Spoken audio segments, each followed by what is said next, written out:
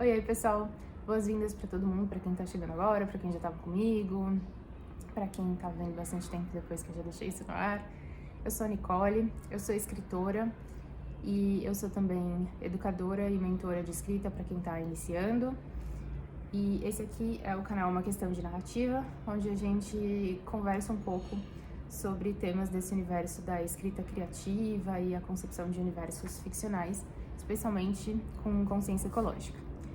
Eu tô de volta depois de um período bem longo em que eu fiquei distante daqui. Eu fiz um vídeo já contando um pouco sobre isso. E hoje eu quero endereçar a maior parte dos comentários que eu encontrei por aqui nesse meu retorno. Sim, eu realmente fiquei distante, não foi só de gravar e compartilhar os conteúdos, foi também de observar mesmo a movimentação. E, na verdade, eu tive o plano de colocar esse vídeo aqui logo depois do de retorno, mas eu fiz uma gravação com um posicionamento de câmera um pouco diferente. Na hora de editar eu achei que ficou estranho e eu senti que fica melhor eu regravar. Aqui é tudo feito de uma forma um pouco mais artesanal, bem independente, num ritmo desacelerado, mas também é importante ter alguns cuidados, né? Então, vou agradecer mais uma vez a todo mundo que esteve aqui no período que eu estava ausente. Eu espero que vocês tenham encontrado, né, o que estavam buscando aqui ou em outro lugar. E eu sei que já passou bastante tempo, mas eu sinto que é importante endereçar algumas coisas. Para começar, eu quero dizer que, sem surpresa nenhuma, alguns das maiores movimentações vieram em cima do conteúdo da Jornada da Heroína, que é um vídeo que eu vou deixar também aqui para quem não viu, quer rever, não tem a menor ideia do que eu tô falando. Esse é o meu livro, né, que eu uso como referência naquele vídeo.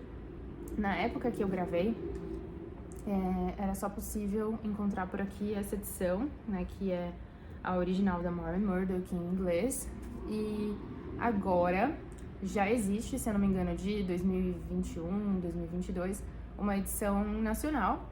Então dá para encontrar esse conteúdo em português com um valor que está compatível com a nossa atualidade do mercado editorial brasileiro.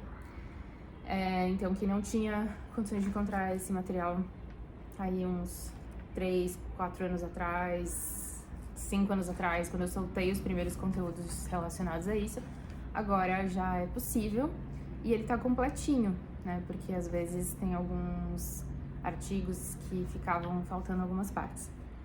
Eu recebi alguns comentários, perguntas com relação a filmes que trabalham a jornada da heroína, como, por exemplo, se Mulan ou Moana, Mulher Maravilha, tem falando da Viagem de Chihiro. E, bom, eu espero que seja isso, porque aqui tem bastante coisa e eu tinha selecionado essas coisas mais ou menos.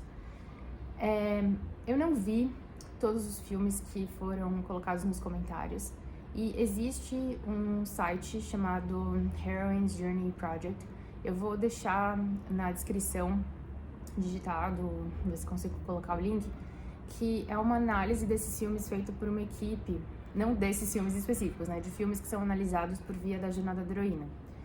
Eu tenho visto bastante o pessoal comentar atualmente do Diabo Veste Prada, né, com essa questão das reviravoltas e o trabalho com esse universo do enxergar o feminino e reconfigurar essas coisas, sendo considerado um exemplo dessa jornada.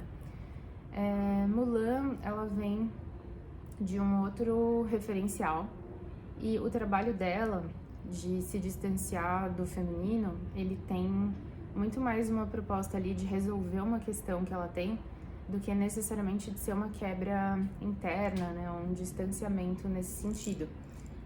Por mais que possam existir elementos, porque o que é bacana dessas jornadas e desses olhares é a gente começar a identificar mesmo algumas referências e começar a repensar algumas estruturas que às vezes estão em fórmulas muito fechadas, que às vezes a gente utiliza, né, essa dinâmica da figura do herói ou dessa transformação pelo mundo externo, de ter uma luta no final e afins, como uma referência meio absoluta, só que tá muito longe de ser, porque a gente tem várias outras formas de contar a história, inclusive fora de universos de romance ou do infantil ou afins. Moana já tem uma relação que pode ser estabelecida de uma forma um pouco mais profunda com esses conteúdos, porque ela tem um trabalho com relação à reconfiguração do feminino em vários aspectos, né, da narrativa e da construção que se dá mais pro final, né, sem spoilers para quem não assistiu, super recomendo, de trazer questionamentos nesse sentido e também sem colocar ela em algumas expectativas mais clássicas e tradicionais desse tipo, né, de animação ou de história que a gente está acostumado a ver. E as questões que ela traz, né, o levantamento de desafios que acontece na história, essa conexão familiar e dos elementos que existem ao redor, dá para estabelecer um bom diálogo com os elementos da jornada da heroína.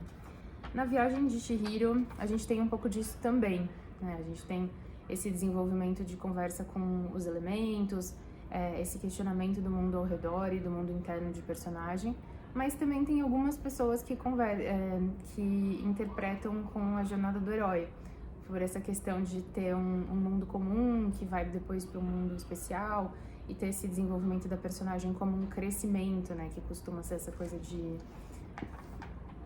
muito associada com esse caminho do herói. É muito interessante quando a gente pode ter esses olhares paralelos, e eu vejo que hoje tem vários cursos que estão trazendo a jornada da heroína para dentro do seu conteúdo, do seu currículo. Não sei dizer como, mas pelo menos é importante que a referência esteja entrando lá, e a gente pode ter uma certa atenção, né, redobrada para fazer comparativos ponto a ponto, porque varia bastante e elas não foram pensadas dessa forma, né? São questões cíclicas que têm a ver com trabalhos arquetípicos e de energias yin e yang. Então, a gente querer comparar como etapas da jornada serem cumpridas no papel, talvez faça pouco sentido para a maioria dos projetos.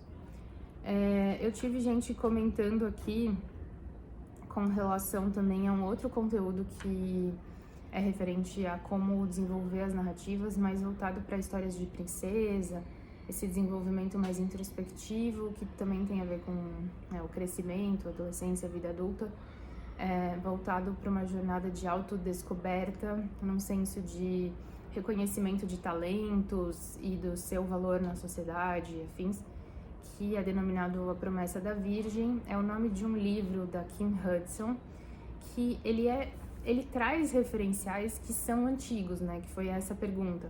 Isso existe há muito tempo e é trazido há muito tempo, por mais que os contos de fadas e esses elementos de princesa, como a gente conhece, né, na nossa sociedade, eles são relativamente recentes, porque essas histórias antigamente e na sua referência, né, de narrativa oral e outros referenciais, elas eram diferentes, elas tinham outros elementos mais voltados para universos mágicos e o desenvolvimento, né, desse crescimento das mulheres, que foram retirados e readaptados para caberem em histórias de universo infantil. Muitas delas são histórias de terror, na verdade. Então, é tudo trazido para uma forma que fosse mais apresentável para mundos de cinema de animação e outras estruturas. Mas o material em si, dessa referência, ele é de 2011, ele é um estudo recente, e eu vou deixar também uma referência de blog de estudos de roteiro, que é o Tertúlia Narrativa, que foi aonde eu vi pela primeira vez esse conteúdo assim de uma forma mais sistematizada. Outras pessoas comentaram sobre o solar punk e o hope punk, que são subgêneros do universo punk, né, que está muito associado à ficção científica, onde a gente tem esse nome punk que está sempre associado. Tem o cyberpunk, que é mais conhecido, né, que é esse universo de tecnologias, ciborgues, máquinas dominando. Tem o steampunk, que também é bastante referência, inclusive dessa parte estética, que ele trata de um mundo com tecnologias mais voltadas para essa utilização de máquinas a vapor, né, e esses outros referenciais mais vitorianos. É bem interessante conhecer esse referencial narrativo. A gente tem umas versões brasileiras como o sertão punk, o tupini punk, algumas outras vertentes. Tem poucos textos produzidos nessa área, talvez não seja tão fácil de achar, mas pelo menos é legal de saber, né? E como que tem essas referências. Eles estão ali para provocar um pouco da nossa reflexão sobre ambientações e referenciais de construção, né, da sociedade, das dinâmicas que são levantadas para esses futuros, né, especulados na ficção. O solarpunk, ele surgiu muito com esse referencial de pensar energias renováveis, tecnologias que sejam consideradas mais ambientalmente corretas, mas tem uma série de camadas aí. E é interessante que a gente lembre, né, considere que quando nós vamos escrever narrativas que tem uma construção voltada para a consciência ecológica, é interessante que eu tenha um referencial do que pode ser mais ecológico, tanto em termos ambientais, mas principalmente em termos socioambientais. Então, os meus referenciais vão além de outros textos, ou filmes, ou construções do universo da literatura e do audiovisual. Eles vão adentrar também os conhecimentos de educação ambiental e desse universo de referências sobre o que é possível fazer ou já está sendo feito nesses meios. Por mais que eu exagere ou invente outras coisas, quanto mais eu compreender as possibilidades, porque eu posso ver que até já tem coisas que foram mapeadas que eu desconheço ou nem imaginaria. E muitas vezes o que acaba deixando que algumas dessas narrativas fiquem um pouco, né, deixem de mergulhar o tanto que elas possam, que nos tragam referenciais mais inspiradores, é a falta de referencial do que de fato existe nesse campo.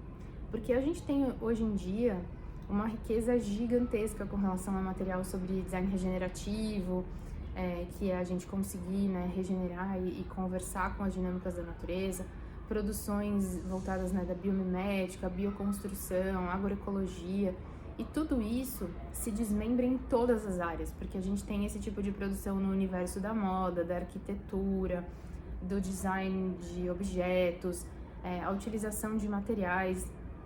Então, buscar esses referenciais, além de ser muito divertido e nos ajudar também a compreender mais sobre as nossas dinâmicas com o mundo ao redor, nosso consumo e tudo isso, podem ser referências super ricas para ajudar na composição das nossas histórias ficcionais.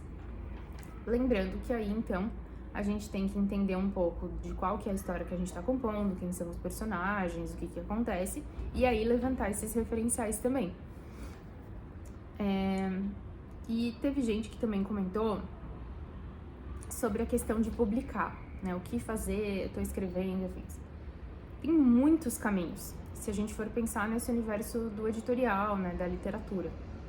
Porque hoje a gente tem a oportunidade de publicar online e existem espaços dedicados para isso, né? A gente tem, por exemplo, o Webtoon hoje, que está muito forte para esse universo de narrativas gráficas. A gente teve já desde mais atrás algumas plataformas como o Wattpad, para quem quer publicar textos seriados, né, divididos por capítulos e afins. A gente tem várias outras plataformas onde você pode deixar textos mais curtos, você pode ter um blog seu, né, no site pessoal. Para quem publica também textos mais curtos, poemas, frases, dá para usar algumas mídias sociais mais convencionais. E a gente tem os sites de vendas de e-books também. A questão é pensar um pouco de qual que é o conteúdo que você quer trabalhar, como que você quer que as pessoas encontrem esse material, e lembrar que o processo de publicação, para que ele seja mais profissional do que isso, a gente está considerando como entrega beta, né, que é uma versão que foi revisada pela pessoa que escreveu, para evitar aqueles erros de digitação e algumas coisas que a gente depois percebe que não funcionam. Mas o processo editorial mesmo, ele tem outras etapas, né, que envolvem revisões profissionais e uma diagramação para ficar ali bonitinho no meio que foi escolhido. Para imprimir, tem muitos caminhos, para ir atrás de editora, tem muitos caminhos. Eu posso fazer um outro material falando sobre isso. Eu tenho algumas coisas aqui compartilhando algumas das etapas que acontecem, né, durante esse processo de publicação. E a gente tem muitas opções do que fazer com texto, né? Porque dá para trabalhar, hoje em dia também é caminho do audiolivro, existem...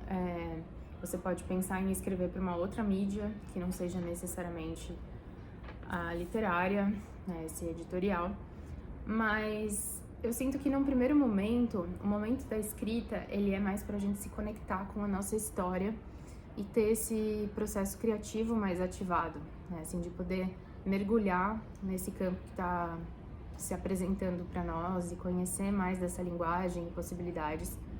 E depois tem todo um trabalho e tem muitos referenciais que a gente pode pensar e trabalhar para isso, para mais orçamento, menos orçamento, entender que rede que nós temos que pode ler isso e entender que, de uma maneira mais animadora do que desanimadora, isso pode ser um processo a longo prazo. Então, sem pressa de obter resultados imediatos, porque esse tende a ser um caminho mais longo mesmo, e muitas vezes o que falha é a nossa, justamente, revisar mais, conhecer mais sobre esse universo, estabelecer uma comunicação melhor com as pessoas a partir de sinopse, de o que eu estou apresentando do meu material, do que o fato de a ideia ser ruim ou você não ter uma habilidade, porque isso são coisas que a gente consegue trabalhar. Então, eu recebi alguns outros comentários que não foram exatamente perguntas. Vamos ver se ficou faltando alguma coisa, mas qualquer coisa eu volto aqui. E eu espero que eu tenha também conseguido dar as devolutivas para vocês. E eu pretendo trazer mais conteúdos aqui em breve, né, ao longo dos próximos meses, sobre essa questão de trazer a consciência ecológica para o universo das narrativas e como que a gente faz isso, evitando que fique super explicativo, informativo, porque são coisas diferentes.